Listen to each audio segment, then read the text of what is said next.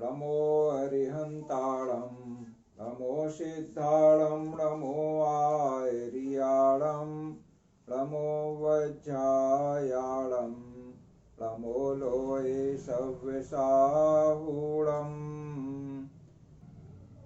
नवांश कुंडली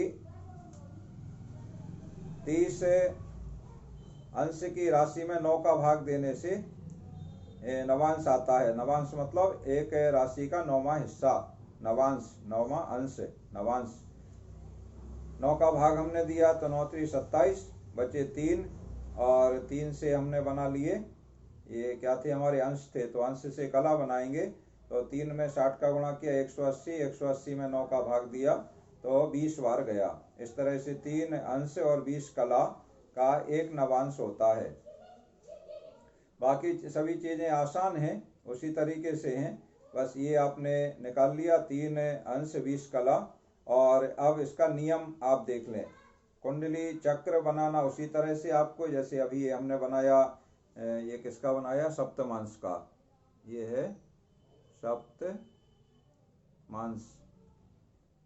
और अब हम बना रहे हैं ये नया, हम बोर्ड यहाँ ले लेते हैं, तो उसी प्रकार का बनाना है, कोई अंतर नहीं है, बस ये कहलाएगा नवांश। ये नवांश कुंडली हम बना रहे हैं, ऐसे हम लिख देंगे नवांश, ठीक है। और उसी तरह लग्न पहले निकाल के लिखना रहेगी, तो किस तरह निकालते हैं वो नियम हम आपके लिए बता रहे हैं। देखो, इसमें मेष राशि में मेष से ही शुरू करेंगे, माने पहला नवांश 9 नवांश बनेंगे 3 अंश और 20 कला के, तो 3 अंश 20 कला तक पहला नवांश कहलाएगा कोई भी राशि में। और फिर 6 अंश 40 कला तक दूसरा नवांश कहलाएगा। उसके बाद में 6 3 9 60, यहाँ 60 हो गए तो एक बढ़ जाएगा, तो 10 अंश तक तीसरा नवांश कहलाएगा। इसी तरह आगे हम करते जाएंगे, 20 अंश तक छठवां नवांश और पूरे 30 अंश तक 9वां नवांश, ऐसे 9 नवांश पूरे हो जाएंगे। तो मेष राशि से हम शुरू करें, जैसे कोई ग्रह या लग्न और ग्रह सभी के लिए यही नियम लागू होगा। तो कोई ग्रह या लग्न किस राशि में है वो हम देखेंगे, तो जिस राशि में है उससे हम नियम यहाँ पर लगाएंगे, और फिर कितने अंश पे है उस उतने अंश से हम देखेंगे कि कितने नंबर के नवांश में आ रहा है, ठीक है ना। अब नियम ये है कि मेष से हम शुरू करें, तो मेष राशि में जो ग्रह या लग्न है उसका प्रथम नवांश मेष से ही शुरू होगा, माने अपनी राशि से शुरू होगा। तो पहला नवांश मेष का कहलाएगा, मेष में। दूसरा नवांश वृष का कहलाएगा, तीसरा नवांश मिथुन का कहलाएगा। इसी तरह बढ़ते जाओ तो 9वां नवांश 9वीं राशि का माने धनु राशि का कहलाएगा। तो अगर 9वें नवांश में अंश कला पे कोई ग्रह जा रहा है तो वो धनु राशि में रखेंगे। देखो, मेष राशि में था पहले और नवांश में हम रख रहे हैं, क्योंकि वो 9वें नवांश में आ रहा है, माने अंत में जा रहा है, 27 के आसपास रहेगा, 27 28 29, यानी 27 अंश 40 कला 26 अंश 40 कला के बाद 27 28 29 और 29 के बाद 30 पूरा हो जाएगा।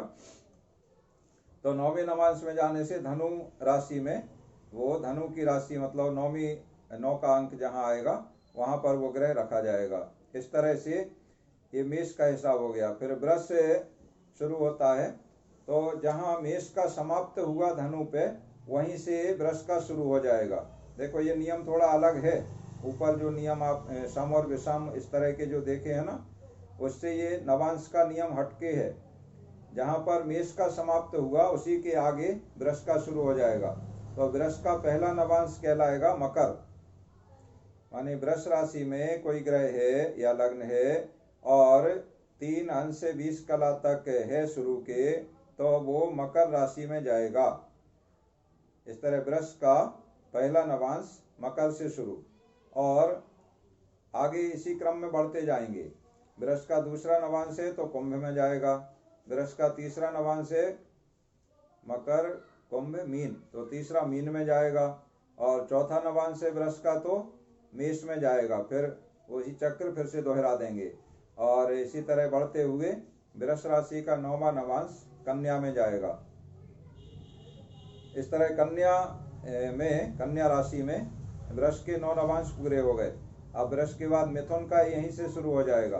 कन्या के बाद हमारा क्या आ जाएगा, तुला आ जाएगा। तो तीसरी राशि मिथुन राशि का पहला नवांश तुला से शुरू हो जाएगा। बस इसी तरह आगे आपको बढ़ते जाना है। पूरी 12 राशियों के एक राशि जहाँ समाप्त हो रही है नवांश, वहीं से दूसरी राशि के उसके अगली राशि से दूसरे के पहला नवांश शुरू हो जाएगा। इस तरह से आपकी नवांश कुंडली तैयार हो जाएगी। देखो लग्न हम निकाल के आपको बता देते हैं इसमें रख के, तो आपको आसान हो जाएगा। लग्न हमारी है 7, 11, 49, 29। अब देखें 7 को तो हम छोड़ दें, मतलब ये वृश्चिक है तो वृश्चिक हम पकड़ लें, और 11 अंश और 49 कला देखना है हमें। तो अभी हमने हिसाब लगाया था 3-20 तक, यही हम लिख दे रहे हैं। 3 अंश 20 कला ये पहला नवांश, 6 अंश 40 कला ये दूसरा नवांश, और इसमें 3-20 जोड़ा तो 10 अंश 0 कला ये तीसरा नवांश।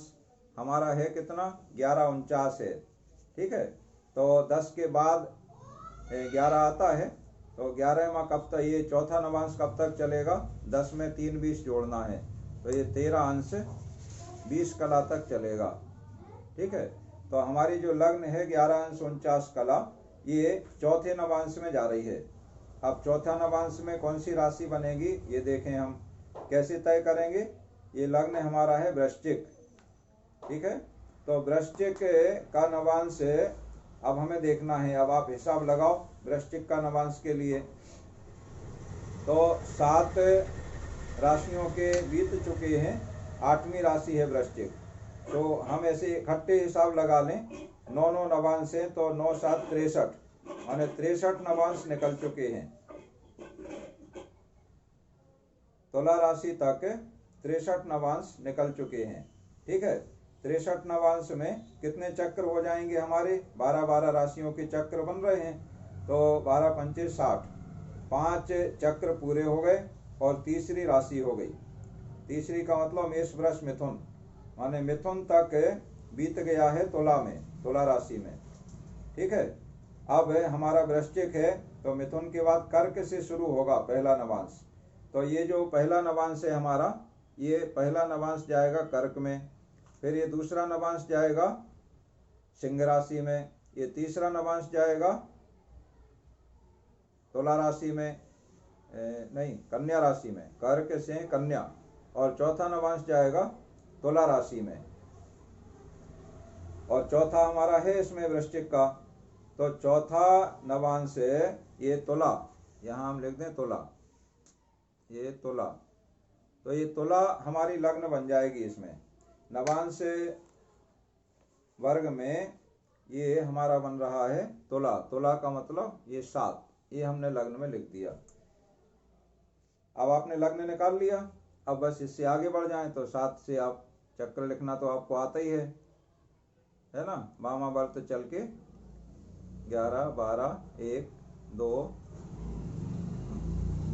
3 4 5 6, इस तरह से आपका चक्र तैयार हो गया। अब आपको केवल ग्रह इसमें रखना है। तो ग्रह में भी एक देख लेते हैं हम, सूर्य ग्रह को हम देख लें, शुरू में ही है सूर्य ग्रह। इसमें कहाँ आएगा, तो देखें सूर्य है 6 4 27 42, तो 6 4 का मतलब 6 राशि बीत चुकी हैं कन्या, और 7वीं राशि तुला के 4 अंश 27 कला पर है सूर्य। ठीक है, अब तुला के 4 27 में नवांश कौन सा बन रहा है ये देख लें। तो देखो ये 4 27 में 3-20 तक पहला नवांश, ये इसको हम छोड़ दें, ये नहीं बन रहा है। 3-20 के बाद दूसरा 6 40 तक, हमारा 4 27 है तो इसी दूसरे में आ रहा है। अब हमने ये तय कर लिया कि तुला राशि का दूसरा नवांश में सूर्य है, ये हो गया। अब तुला राशि का दूसरा नवांश किस राशि में जाएगा ये देखना है हमें। तो जैसा अभी हमने निकाला था उसी तरीके से छठवीं राशि तक के नवांश मतलब 6 नाम 54 हम ये हटा दें। 54 के बाद ये तुला का दूसरा है तो 55 56 56वां नवांश कहलाएगा।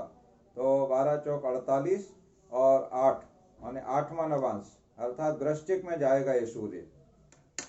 इस तरह से आपको गणना करके आप सप्तमांश कुंडली में और नवांश कुंडली में ग्रहों को स्थापन करके और हमें दिखाएंगे।